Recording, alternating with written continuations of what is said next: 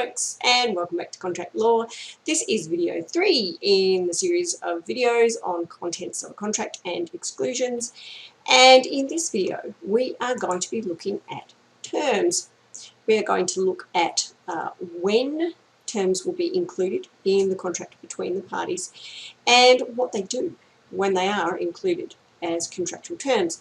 Obviously, everything else that falls outside of contractual terms for this particular video series is not going to be considered by us, but as I've said all along, that doesn't necessarily mean that if something naughty has gone on outside of the four corners of the contract, that you can't do anything about it. You do have those vitiating factors. Okay, so turning first to the question of when contract terms will be in as justiciable contract terms that you can enforce legally.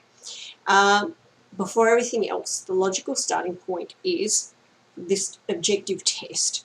You have to ask, would a reasonable person in the party's position have understood from the words, behaviour, conduct, whatever it is, that the thing, statement, would become an enforceable obligation. So you have this objective test. You have our lovely, familiar, reasonable person looking at what's gone on and saying, yeah, well, from all of that, what do I deduce? Does it look like the parties intended this thing, words, conduct, writing, to have contractual significance, or did they not?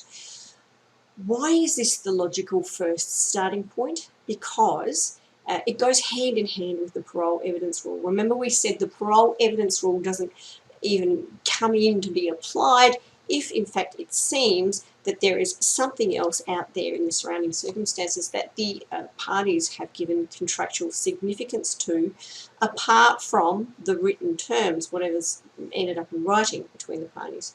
Partly oral and partly written contracts, for example, won't attract the parole evidence rule. So that's why this is so important. You need to be able to work out, well, what's going on in this surrounding circumstances here. How do we work out what's in, what's out? Obviously, reasonable person has a look at it and says, yeah, that was promissory conduct, or no, that wasn't really promissory conduct. Okay, so you've got to have all of the main indicia of promissory conduct. You've got to have that intention to create legal relations there. Yeah, you've got to have your agreement and all of that kind of thing.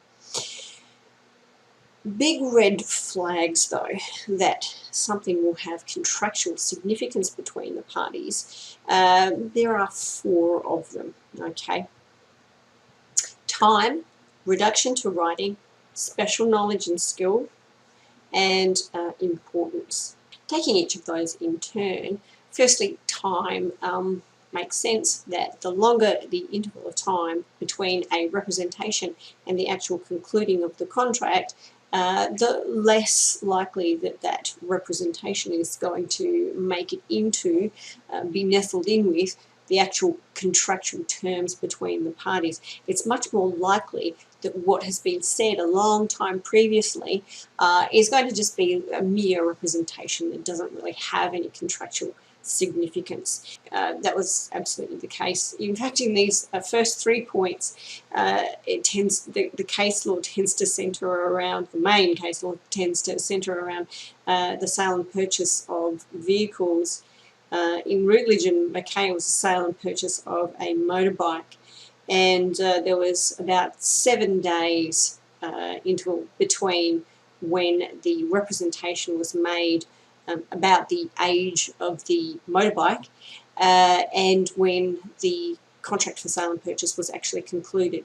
And in those circumstances, given that a week had gone by, it was held that the representation did not make it into the contract as a term when it eventuated, as it always does, that the representation was not correct. The next thing to consider is reduction to writing. And there's a couple of inferences here that we can make, aren't there? If the parties are doing all of their negotiating, making representations during the negotiations, and then they take the trouble to sit down and write out their contract, there's an inference that all of the important terms have made their way into the written agreement between the parties. On the flip side, If there's something that's been said or done in the negotiation phase and it hasn't made its way into the written agreement, then there's a fair inference, isn't there, that it's not important enough to make its way into the written agreement as a contractual term. And that was one of the reasons why the court in Routledge and Mackay held that representation about the age of a motorbike was not contractual, because the parties had actually taken the time 1 week later to sit down and write things out, and that representation didn't make its way into the written agreement. The next issue is special knowledge or skill, and here we have a couple of cases that dealt with the sale and purchase of vehicles. In Oscar Chess and Williams, we had dear old Mr. Williams offering to purchase a rather saucy sounding Hillman Minx from Oscar Chess Limited, and as part of the deal he was going to trade in his old Morris. As part of the negotiations there, he told Oscar Chess Limited that the Morris was a 1948 model. In fact, it was a 1939 model, and someone had changed the logbooks. The previous owner to Mr. Williams had changed the logbooks rather naughtily, and so the trade-in amount that was provided to Mr. Williams was kind of overinflated because the car was older than everyone thought. What did you do? Obviously, in those days, 1957, you sue. It was found that Oscar Chess couldn't rely on that representation as to the age of the vehicle from Mr. Williams, because he had no special knowledge nor skill about that car. If anything, it was the car dealer. Oscar Chess was the car dealer, and it probably should have known better. So Dick Bentley is just a nice little bookend case to that one. Again, sale and purchase of a car. This time it was a Bentley car, rather expensive.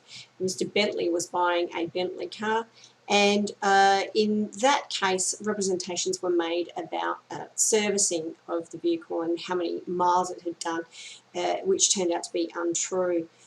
In that case, the representations were made by the car dealer, and it was held that, surprise, surprise, they were promissory in nature. They were contractual terms that Mr. Bentley could rely on and argue a breach and therefore get damages. So that is the issue of special knowledge and skill. The last red flag is importance, and where it appears that a representation is quite important to the nature of the deal, then it's far more likely that a court will find the representation to have contractual significance, and it will be a term of the contract between the parties. The hospital products and US Surgical Corporation case we had a little look at in terms of our discussion on the parole evidence rule. That was the case where you had this distributorship agreement that was being negotiated, and the distributor said that they weren't going to distribute other people's products, they were just going to distribute the US Surgical Corp's products. Obviously for US Surgical, that kind of a representation is going to be quite important, as I said before, because if your distributor's selling all your competitors' wares as well as yours, it's far less effective than if they were just selling yours alone. So that's part of the reason why the term, that the representation formed a term of the contract between the parties in that case. In fact, it was held to be, that term was held to be enforceable as a collateral contract, and we'll go on to look at collateral contracts in the next video. Harling and Eddy, Bannerman and White and EK are all just further examples of the same kind of point. In Harling and Eddy, I call it the Harling unhealthy heifer case. There was a heifer that was put up for sale, and there was no bids on this thing at auction. So there was a representation made that it was sound. You guessed it, it wasn't sound. In fact, the purchaser bought it when it had advanced tuberculosis. I didn't even know that heifers got tuberculosis. And because obviously that the health of the animal was very important to the deal, it was held to be a contractual term. So that is the test for when a representation will more than likely make it into the contract between the parties. So now we've arrived at the situation where the terms are in. they're in terms of the hokey pokey, they're not out. So what effect does that have? What do they do? What are the consequences? Here we need to turn to classification of terms. Here, I think you'll find in 20 years' time, when you look back to your law school days and you have a think about it, a few things you will remember from contract law. Number one will probably be Carlisle and the carbolic smoke ball case. Hopefully you'll also remember the issues surrounding offer and acceptance and classification of terms. Classic contract exposition here.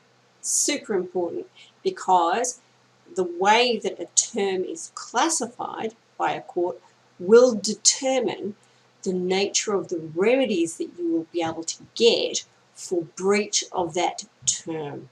Okay, so super important here. Conditions are the essential provisions. I like to think of them as the skeleton of the contract.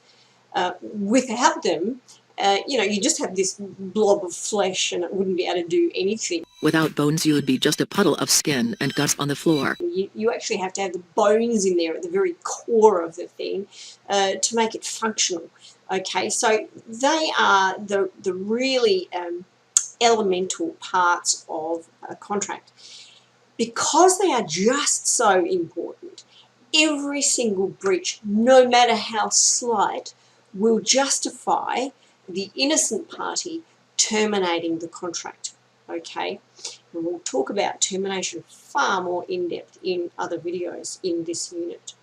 But particularly, damages will not be adequate to compensate the other party quite often where there has been a breach of condition, because they're just not getting whatever it is that they wanted to get out of the contract deal.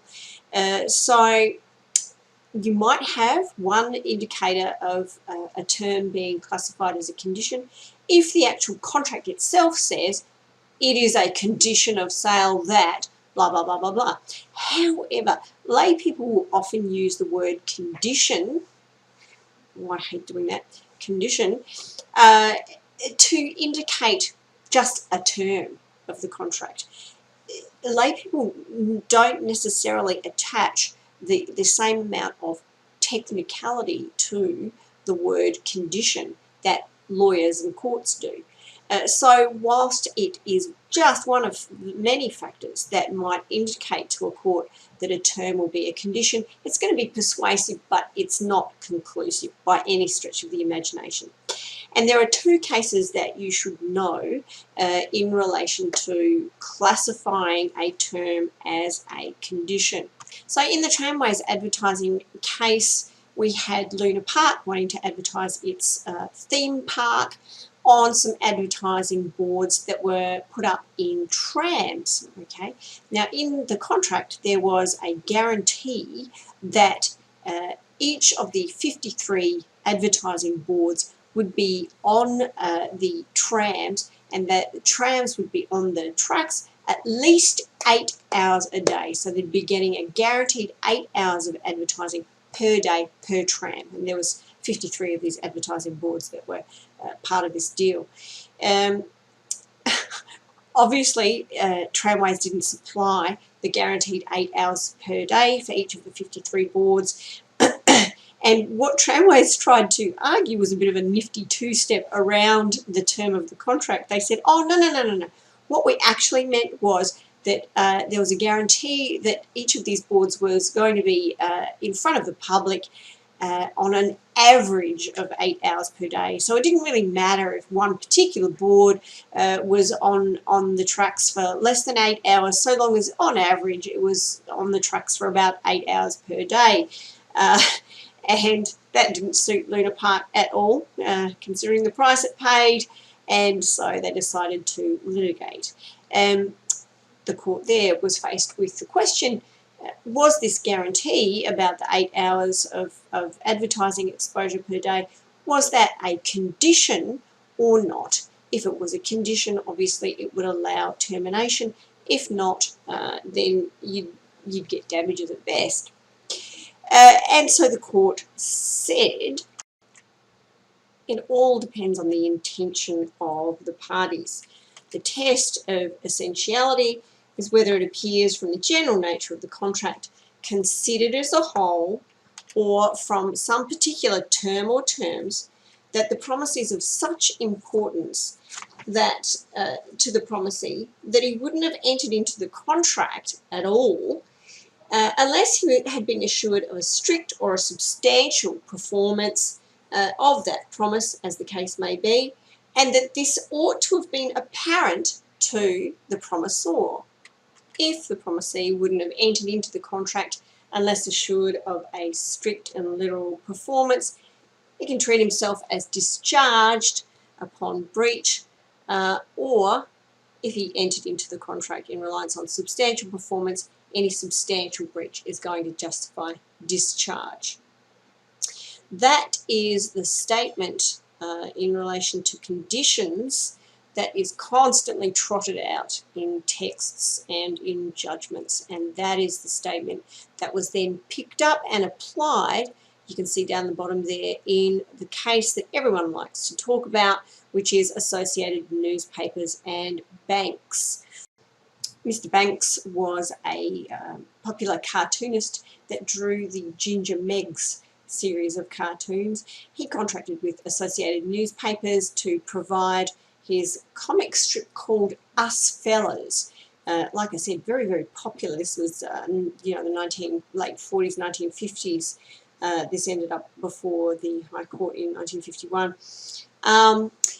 And in that contract, Mr. Banks required the newspaper, and the newspaper undertook to publish the Us Fellas comic strip on the front page of the comic section in the Sunday edition of the newspaper.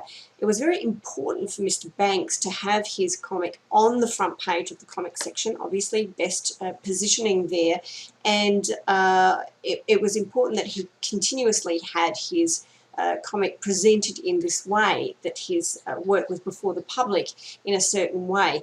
And 3 times the Us Fellas comic strip was published on the 3rd page of the comic section rather than the 1st page, and Mr. Banks got very annoyed and purported to terminate the contract. So the question was whether the termination was justified and whether or not the undertaking by the paper to publish the comic on the front page was a condition or not.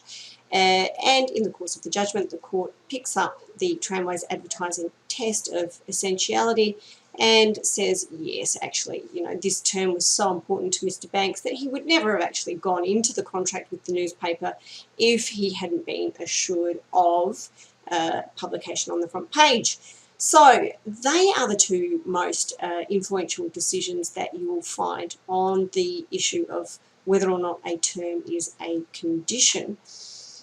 And now what we need to do is we need to talk about warranties. Until relatively recently, in contract law terms anyway, the only other kind of term that you could have in a contract was a warranty. So you had conditions, which were the skeleton, the really crucial parts, and then you had everything else. And I kind of think of warranties as, the muscles, all the other bits and bobs that are in a contract to kind of move it along and to get the parties the benefit that they wanted out of the contract. So they're subsidiary to the main purpose of the contract.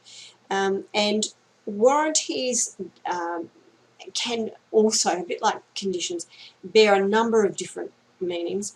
The etymology of the term warranty is basically indicates that a party is warranting the truth of whatever it is that's being represented. Generally speaking, if there has been a breach of a warranty, because it's not technically classified as a condition, you can't terminate for a breach of warranty. The best that you can do really is get damages. Cheval and the Builders Licensing Board indicates that, and also so does Bettini and Guy. Cheval and the Builders Licensing Board we discover in much more detail when we talk about termination, but in that case there was a series of breaches of a lease where the rent was just paid late or in parts, and the question there was, could that particular landlord terminate for the multiple breaches of the rent clause? They said absolutely not. The rent provision was just a warranty, not a condition, couldn't terminate. Bettini and Guy was just the same thing, different package. We had a contract that determined the terms and conditions on which a singer would provide services for a concert, and it stipulated that the singer was to arrive at a preordained number of days before the concert, and that term was breached. The question there again was whether or not it was a condition or a warranty. So warranties are all the other things, the muscles that move the skeleton around and get it to achieve what it was meant to achieve. That was the case, as I said, until relatively recently in contract law land, but in the 60s, 1962, we had the landmark English decision of Hong Kong Fur Shipping, and in that case, we discovered a whole new breed of contract term, and they started off being called innominate terms, but now we tend to talk of them as intermediate terms. I kind of call them the in-betweeners. So they're a little bit, they're not like the skeleton of a contract, and they're not like the muscles that are everywhere else. They're a little bit special. They're a little bit more like ligaments, and ligaments are kind of interesting because yes, you can damage ligaments in kind of a trivial or a minor way, but if you tear a ligament, wow, you are in real strife because there's no fresh blood supply there to help the healing process along. So with ligaments, you know, they can be trifling injuries or you can have really disastrous injuries, and that's the whole basis on which the court in Hong Kong Fur produced the classification of intermediate terms. What were the facts in that case? We had a ship that was chartered for 24 months, and it was supposed to be in every way fitted for ordinary cargo service. Unfortunately, it was not. The engine room staff was incompetent, including a chief engineer that was constantly drunk. The machinery was ancient and broke down, needed help, needed some maintenance crew there, but they were all clearly not doing what they were supposed to do in terms of maintenance. So there was about 20 weeks worth of repair. Obviously the charterers got sick and then sick of the constant delays and repairs, so they repudiated. The court held that the ship owners were in breach, but that seaworthiness was not a condition that would have allowed the charterers to terminate the contract. So whilst there were significant delays, they weren't so great as to frustrate the commercial purpose of the charter. So unfortunately for the charterers, they shouldn't have actually gone ahead and purported to terminate. When we talk about termination later on, we will find out that if you wrongfully terminate, that's called repudiation, and that actually allows the other party to terminate and seek damages, so it all gets to be a bit of a game. But so what should have happened in that case? They should have just sought damages. In that particular case, the court said it's not really going to help advance matters if we try and analyse this term as a condition or a warranty, because the fact is that the breach of this term could be either really trivial or it could be super, super, super serious. So it was a bit like an in-betweener, like a ligament. You might have, on the one hand, breach of this kind of seaworthiness clause, and you know, it might be a nut or a bolt that just needs fixing, and you know, it's done. All of a sudden the ship's seaworthy again. Alternatively, you might have disastrous events that flow from the breach of a seaworthiness clause. So because this kind of clause could operate like a condition or like a warranty, depending on the consequences that flowed from the breach, we have this new classification of terms called intermediate terms. The court said we have to look at the events which occurred as a result of the breach at the time at which the Charter is purported to rescind, and decide whether the occurrence of the events deprived the Charterers of substantially the whole benefit of which it was the intention of the parties, as expressed in the Charter Party, that the Charterers should obtain. Now, if the breach was that bad, if the consequences were that bad, that it did deprive the Charterers of substantially the whole benefit of the contract, it would be treated as a condition. Here it did not, and therefore it was treated as this new term, intermediate term, which in this circumstance, because of the non-severity of the breach, could only be compensated by damages, not by termination. So that is the new, relatively new, concept of intermediate terms. The only other thing that I really wanted to cover off in this video is just a couple of terms that you might see bandied about in the text, and you might be scratching your head and kind of going, what's that all about?